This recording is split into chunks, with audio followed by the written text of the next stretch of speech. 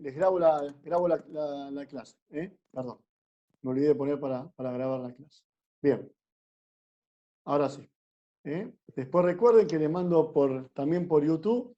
Ahora me han hecho youtuber también. Les mando por YouTube esta clase. Gente, hablamos el primer día con respecto al tema de esto de entrenamiento, que no era malas palabras, de que era una arista dentro de la preparación del jugador que hacía que éste pueda llegar a mejorar en diferentes aspectos.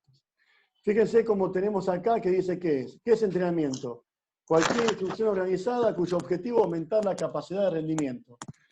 Y esta es una clave fundamental que ustedes entiendan. Nosotros entrenamos a nuestros chicos para que ellos mejoren la capacidad de entrenamiento. O sea, es la palabra crucial que está dentro de esta diapositiva. Es la palabra rendimiento. ¿Qué significa esto? Todas las cuestiones que hago yo para que nuestros jugadores dentro del campo de juego mejoren sus condiciones. Siempre apuntando al rendimiento, ya sea físico, como sea técnico, como sea psicológico, todo lo que está rodeando al jugador. Los otros días hablábamos acerca de cuestiones que tienen que ver más allá de lo técnico-táctico. Aquí lo tienen en la diapositiva. El aspecto fisiológico, que tiene que ver con ¿qué es fisiología? Es el cuerpo en funcionamiento. O sea, los diferentes cambios que se producen en el organismo a través del funcionamiento que el chico o el entrenado desarrolla. Después el aspecto morfológico, que también lo habíamos tocado, que tiene que ver con la forma del jugador.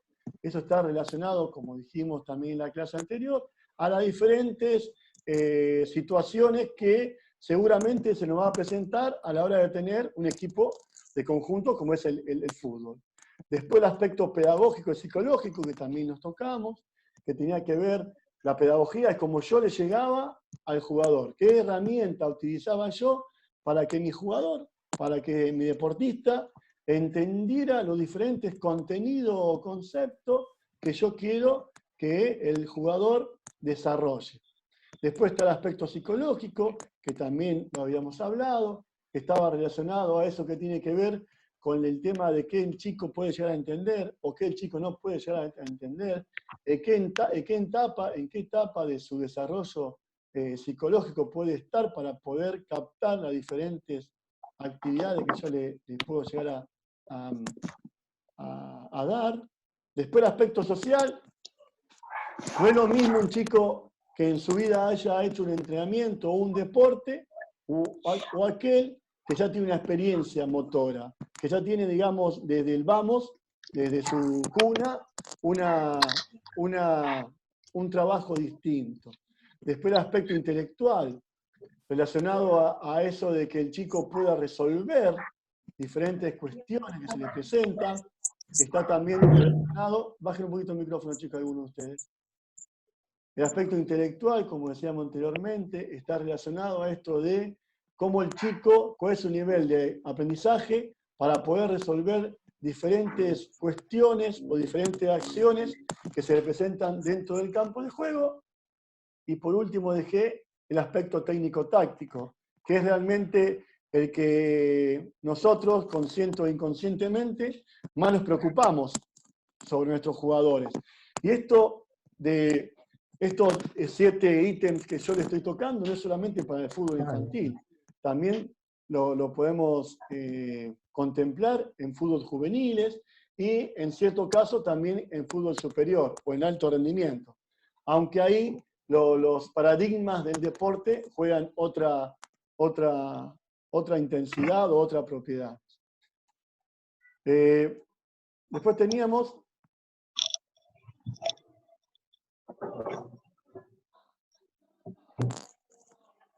esta palabra acá que también es fundamental. ¿Qué es una capacidad motora? Es para que ustedes entiendan. La capacidad motora es como lo que el ser humano trae de fábrica, lo que el ser humano trae en su cuna. Es con lo que, digamos, el chico... A ver si hay algún problema.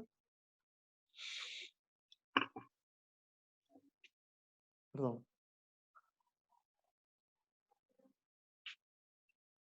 Perdón. Bueno, Laura, perfecto. Lo vamos a tener en cuenta para la próxima. Vamos a manejarnos con esta nueva forma de dar clases. Así que bueno, yo grabo esta reunión y después la podemos ver por YouTube. Así que bueno, te dejo, estoy en medio de la clase. Dale. Perdón, es una compañera que no puede entrar a la clase.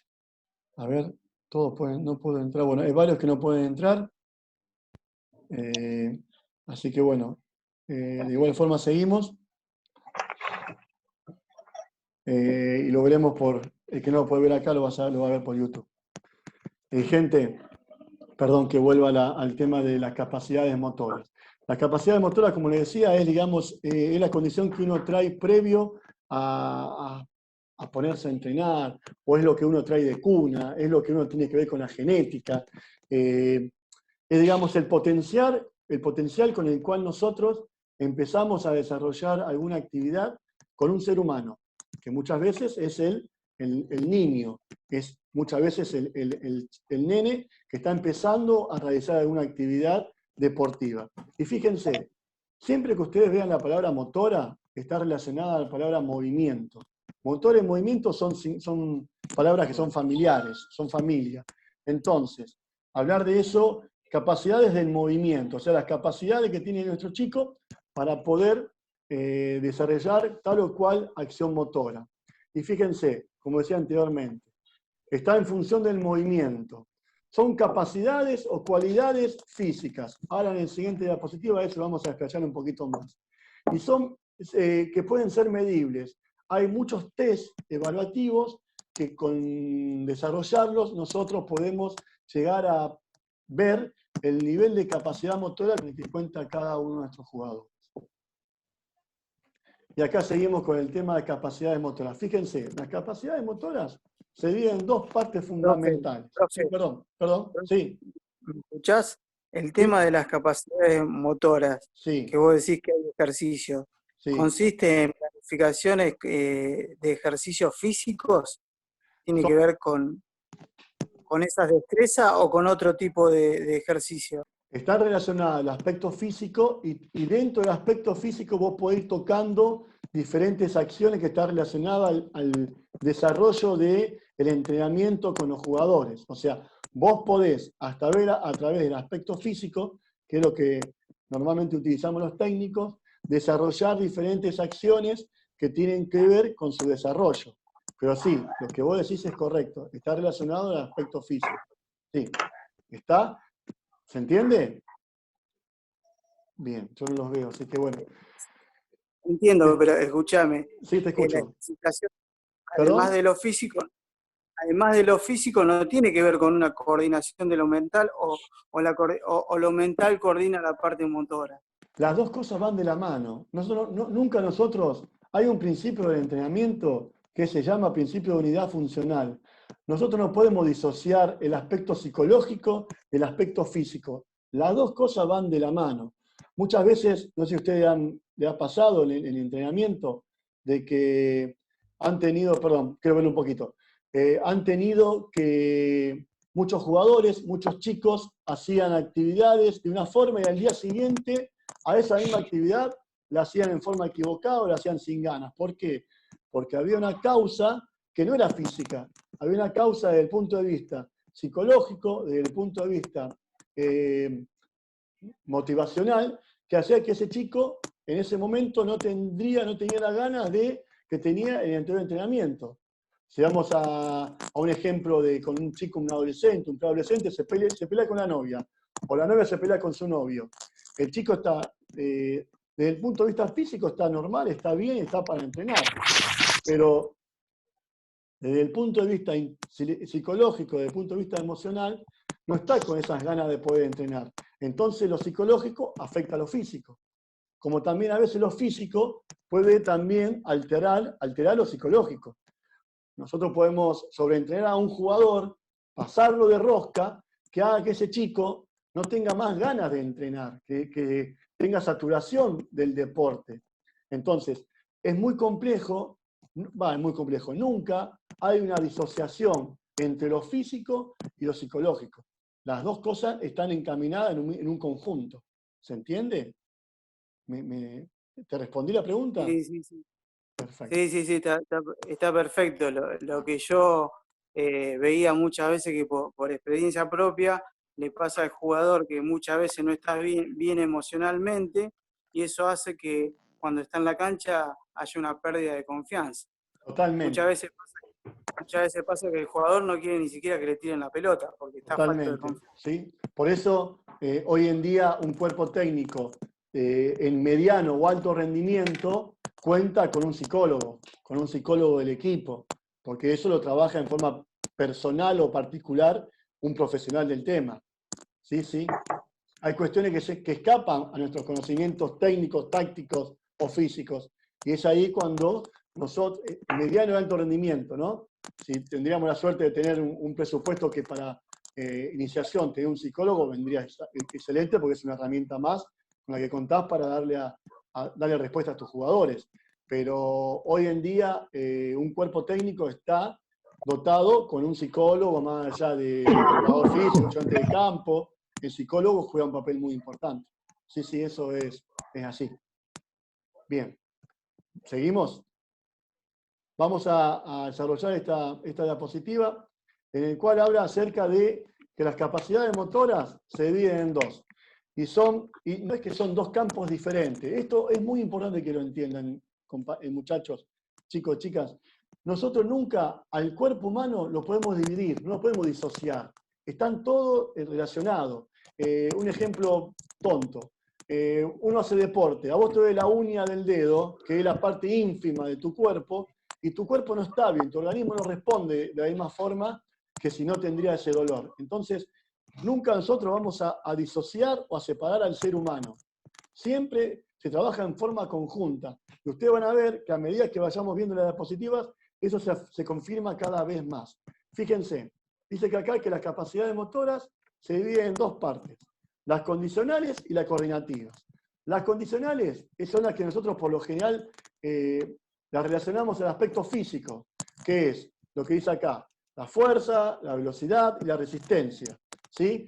Esas que son ligadas a lo que uno veía en vieja época o en época atrás, de que el profe el día martes trabajaba la capacidad condicional física. O sea, el profe el martes trabajaba físico, que muchas veces se dice hoy en día que eso está mal. Hoy en día, en cualquier nivel de la vida de un deportista del fútbol, nunca más se trabaja en forma disociada. No es que el martes, que se usa mucho todavía, pero bueno, eso tendría que cambiar. El martes el profe hace físico, el técnico no lo toca. El miércoles hace un trabajo en conjunto, el jueves hacen fútbol, el viernes hacen táctico y el fin de semana juegan. Esa metodología, como vamos a ver el próximo año, que es más específico a lo que es alto rendimiento o adultos, esa planificación es caduca. Hoy en día el cuerpo técnico, profe técnico, trabajan en forma conjunta, trabajan en forma articulada, si bien uno, digamos, tiene preponderancia en cuanto a su conocimiento con respecto al otro, pero los dos trabajan en forma conjunta, los dos trabajan en forma como un dominó. Los dos van de la misma mano, los dos, para hablar de un técnico y de profe. Después tenemos las capacidades coordinativas. Profe. ¿Sí? ¿Te escucho?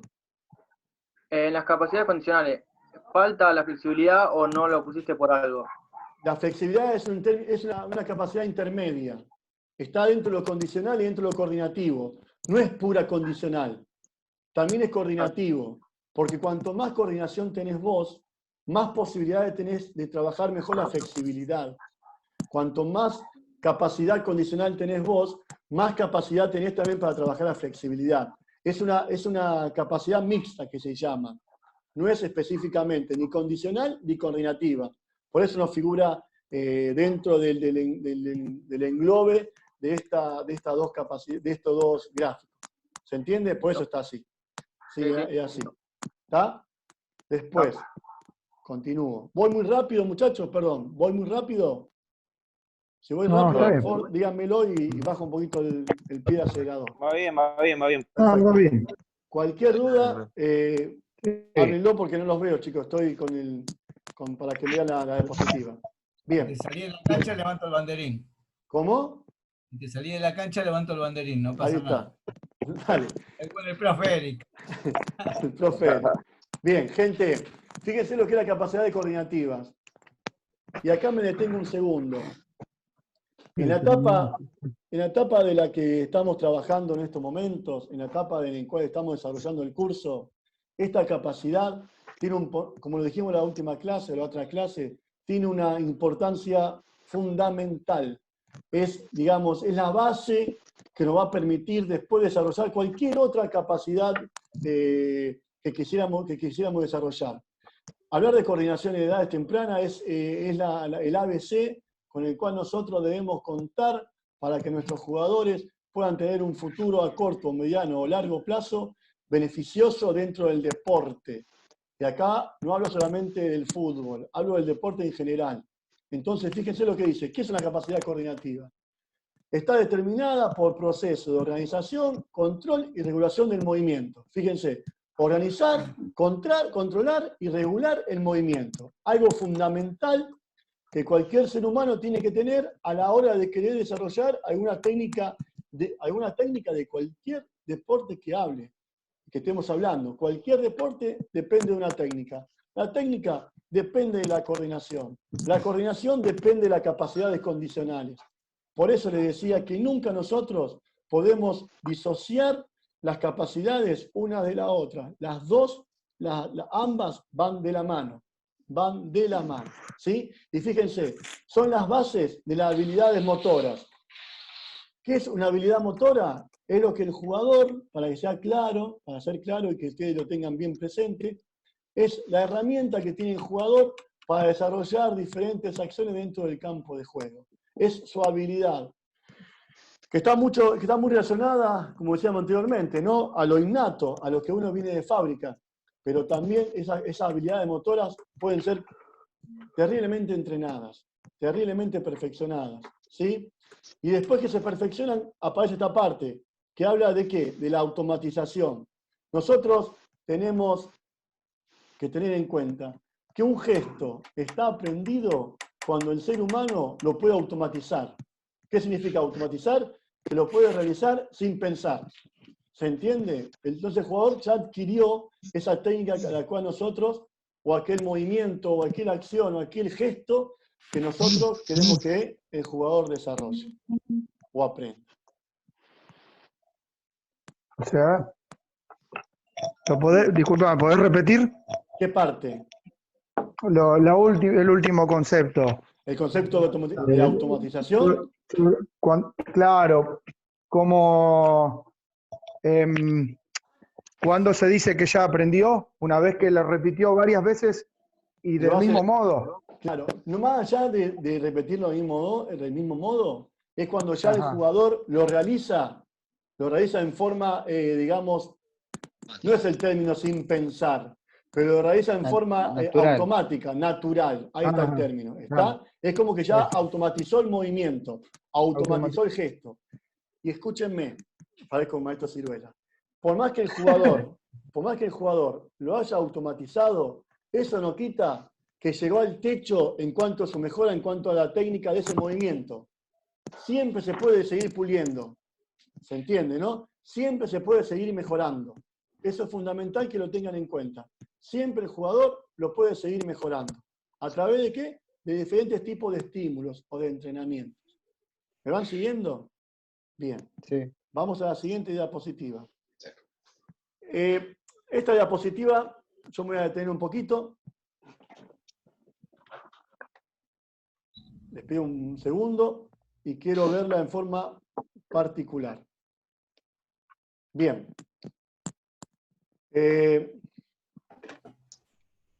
Fíjense, ¿por qué me detengo tanto? Porque esta es la base del entrenamiento, es la base por el cual nosotros en estos momentos, hablando del punto de vista del entrenamiento, estamos sentados acá tratando de aprender algunas cuestiones que tienen que ver con el rendimiento de nuestros jugadores. ¿Sí? Voy despacito para que se entienda, porque esto es el ABC del entrenamiento. Del entrenamiento en general, del entrenamiento físico, del entrenamiento técnico, de todo lo que tiene que ver a lo que es el entrenamiento con un deportista. ¿Qué es la homeostasis? Acá que se ve acá. La homeostasis es el equilibrio entre el medio interno y el medio externo. ¿Qué significa esto? En estos momentos todos nosotros estamos en una homeostasis equilibrada, porque no tenemos ningún, digamos, desequilibrio o desgaste que se produzca o que haga que esa homeostasis se rompa. ¿Sí? Bien. Hasta ahí me entienden, ¿no? Vamos fácil. Ahora bien, vamos a un entrenamiento. El nene llega al entrenamiento, el jugador llega al entrenamiento, el deportista va a entrenar. Está en un equilibrio, está en una etapa de equilibrio entre el medio interno y el medio externo. Y acá me detengo. ¿A qué llamo medio externo? A los estímulos que al jugador o al deportista le podemos dar. ¿Qué significa esto? Llega el jugador a la cancha y le decimos, bueno muchachos, empezamos a entrenar. Vamos a hacer una entrada en calor. X. ¿Está? Ahí esa homeostasis se rompe. No hay más equilibrio entre el medio externo y el medio interno. ¿Por qué? Porque el jugador empieza a entrenar, empieza a haber un desgaste. Con el correr del entrenamiento hay una pérdida de esa capacidad. El jugador, el deportista, se empieza a cansar. Hasta ahí me siguen, ¿no? El jugador se cansa. ¿Qué es lo que ocurre? Terminamos el entrenamiento, lógicamente el jugador se cansó, y acá es una cuestión muy importante a tener en cuenta. Si nosotros logramos que ese entrenamiento, que ese estímulo sea correcto, ¿sí? En el jugador se va a producir una mejora. ¿Está? Ahora bien, ¿cuándo el jugador mejora? ¿Cuándo se produce la restauración que dice acá? Cuando el jugador está descansando. En el tiempo de descanso es cuando el cuerpo se va a recuperar. Si nosotros logramos hacer un entrenamiento correcto, con intensidades acorde a la edad, con contenidos acordes a la edad, se va a cortar, pero no importa, lo vamos a... espera que lo actualizo, si se actualiza lo vemos de uno. Si se corta, nos volvemos a enganchar, no hay problema, ¿no? Decía, el jugador se cansó, está cansado, pero bueno, se recupera, se alimenta bien, descansa bien, se produce en el organismo una supercompensación. ¿Qué significa eso? Que el cuerpo se va a recuperar y al próximo entrenamiento, si es correcto, el tiempo de descanso, si es correcto lo que hicimos, el jugador va a sufrir lo que viene acá, la supercompensación. ¿Qué significa esto? Que el jugador, a la hora de entrenar, ¿sí?, va a estar por encima o va a estar rompiendo esa homeostasis que tenía en la etapa anterior a entrenar, al entrenamiento anterior. ¿Se entiende? Es como que el jugador va mejorando. Eso como cualquier cosa de la vida. El jugador, haciendo las cosas en forma correcta, va a ir mejorando. Y fíjense como nuevamente se repite esta onda de cansarse y recuperarse, y se produce lo que se llama la estabilización de la curva. ¿Sí? Esta raya, esta flecha, perdón, que está en rojo. Esto es lo que se llama estabilización de la curva. ¿Qué produce esto que ven acá?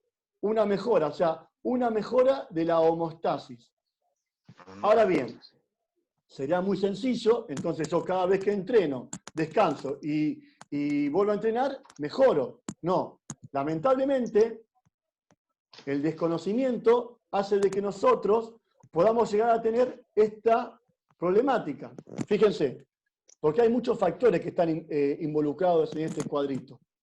Yo entreno, el jugador entrena, se cansa, ¿sí? Y yo lo hago entrenar al otro día, un entrenamiento nuevamente de alta intensidad. El jugador se recuperó, pero no logró recuperarse. Vuelve a cansarse, ¿sí? ¿Yo qué hago? Vuelvo a meterle una intensidad muy alta de entrenamiento, ¿sí? El jugador vuelve a cansarse. ¿Pero qué pasó? Vuelve a cansarse y cuando tiene que recuperarse, la recuperación es incompleta. Y así sucesivamente. Miren dónde fue la homeostasis que había arrancado acá, termina acá. ¿Por qué? Porque los estímulos, porque los entrenamientos no fueron los correctos. Ahora bien, ustedes me dirán, ¿cómo puedo darme cuenta yo si el entrenamiento es correcto o incorrecto? Respetando lo que veían anteriormente, cuestiones que tienen que ver con el conocimiento, desde el punto de vista fisiológico, desde el punto de vista psicológico y desde el punto de vista técnico-táctico. ¿Por qué les explico esto? Porque, por ejemplo, Si yo a un chico de 8 años lo tengo un martes pateando, qué sé yo, una pelota número 5, 10 veces o 15 veces, el nene va a tener una saturación, va a ser sobreentrenado. El nene va a tener un entrenamiento excesivo, que por más que yo haga una buena recuperación, lo que estuvo mal ahí no fue la recuperación, lo que estuvo mal ahí fue el contenido. ¿Está? Ahora bien, por otro motivo, yo hago un muy buen entrenamiento, pero la pausa de recuperación no son la correcta, el jugador no logra recuperarse y provoca que sea una recuperación incompleta. Se produce un estímulo incorrecto. Entonces el jugador no logra recuperarse para mejorar esa homeostasis o ese nivel de entrenamiento, ese nivel de rendimiento. Por eso yo les decía que esta diapositiva es fundamental que la entendamos. Esta diapositiva es el ABC de todo entrenamiento. O sea, cómo yo puedo dañar a mi jugador sin hacer las cosas en forma correcta. Y ojo, porque también está el otro lado. Por ejemplo, yo entreno con mis jugadores el día lunes. Toda la semana no entreno, por X motivo. Juego el fin de semana, ¿sí? Tuvo un solo estímulo de entrenamiento. ¿Está? Entonces, la curva bajó, ¿sí? Pero cuando tenía que volver, la pausa fue tan grande que el jugador no vuelve al lugar de comienzo. O sea, se revuelve a poner en la homeostasis que estaba. Vuelvo a entrenar, vuelve a romperse ese equilibrio y yo vuelvo a tener muchos días sin entrenar. Esa recuperación vuelve al lugar de origen, ¿y qué pasa? No supera, no hay supercompensación. O sea, hay muchos factores que tienen que ver con esto de lograr esta nueva homeostasis, esta mejora. Siempre está ligada a cómo yo desarrollo diferentes tipos de estímulos para que el jugador, nuestros deportistas, mejoren. Y siempre tengan en cuenta... Guillermo, Sí, lo escucho. ¿te puedo hacer una pregunta? Mario te habla. ¿Cómo Toda la estás? que vos quieras, perdón. Sí. Con respecto a esto, ¿es importante el tiempo que le das de trabajo, por ejemplo, a las estaciones que tengan que hacer, y después el tiempo que les da de recuperación de acuerdo al trabajo que hicieron? Mirá, Acorde a la edad, obvio. todo entrenamiento, todo estímulo, recuerden que yo hablo de estímulo al entrenamiento que le doy a mi jugador, ¿sí? Todo estímulo tiene Sí. intensidad, ¿sí? Sí. Digamos, para que ustedes entiendan, que la intensidad no es el concepto real, pero para que lo entienda, es cuán rápido lo hace, ¿sí? Después está Sí, la cantidad, ¿sí? Cuánto le doy, y después está el descanso, claro. ¿sí? Más allá del tipo de estímulo. Fíjate, son 4 cosas. Tipo de entrenamiento que le doy, la intensidad, la cantidad y la pausa. ¿Ya? Cualquiera de esas 4 que metamos las patas, cualquiera de esas 4 condiciones que metamos la pata, y perdón el término que se entienda, que nos equivoquemos, Sí. perjudicamos al jugador. ¿Se entiende? Porque Me ha pasado claro, con los chicos. que pasar el entrenamiento. Y fíjate otra cosa, mirá qué complejo que es el tema del entrenamiento. Vos podés hacer las 4 cosas, ¿sí? Los 4 estímulos, los 4 características perfectas, bien, acorde, 10 puntos. Y el jugador tuyo, el deportista, tuvo un problema emocional. Tuvo un problema que, como dije anteriormente, o se peleó con la novia, o le fue mal en la escuela, o se peleó con el papá, o no come bien, o deja de entrenar y va a trabajar. Entonces, hay un montón de factores que influyen, Factores, sí. para que esta supercompensación que viene acá vaya para arriba. ¿Está? ¿Qué pasa? Hay factores, hay cuestiones que nosotros como entrenadores se nos pueden llegar a escapar. ¿Qué sería lo más importante? Que sean la menor cantidad de cosas que se nos escapen para que nuestros jugadores tengan los estímulos correctos para que puedan llegar a entrenar. Guillermo.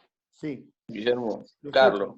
Te escucho. Carlos, una consulta. Hola, Cuando vos, cuando vos entras en el entrenamiento, ¿no es cierto? Que te hace la entrada en calor y después pones en movimiento lo que es el entrenamiento con una intensidad, ¿sí? De las etapas que vos estás haciendo.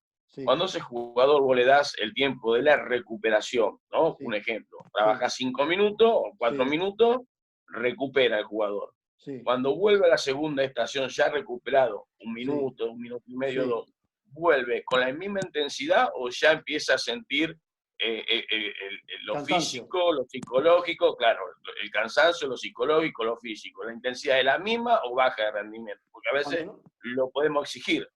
cuando nosotros veamos las capacidades físicas específicas, no es que hay una regla o hay una, digamos, una tabla que yo te diga, para que el jugador esté recuperado tenés que descansar esto, pero sí hay, de la experiencia de tanto entrenamiento, no mío, sino también de la biografía, de autores, cuestiones que tienen que ver con, entre comillas, recetas a tener en cuenta. Por ejemplo, para que un jugador no se canse rápido haciendo velocidad, se sabe que es el tiempo que dura el trabajo de velocidad multiplicado por 15. Ese tiempo generalmente es en el cual el jugador se te recupera. ¿Se entiende? No son recetas, son parámetros. Siempre la intensidad, ¿sí? En el fútbol, si hablamos de fútbol infantil, específicamente, nosotros, se está por cortar dentro de menos de un minuto, y se corta, nos volvemos a enganchar o nos enganchamos en 5 minutos. Volvemos, seguimos. Sí, Siempre en dale. el fútbol infantil, esto es importantísimo tener en cuenta. Se tiene que tener en cuenta la calidad por sobre la cantidad. No es tanta cantidad, sino calidad. ¿Por qué? Porque el chico en edades tempranas, su capacidad de resistencia es muy baja.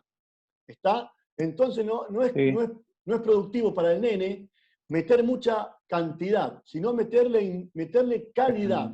¿Por qué? Porque está aprendiendo un movimiento, porque está haciendo una cosa que tal vez no la conocía, como dije anteriormente, o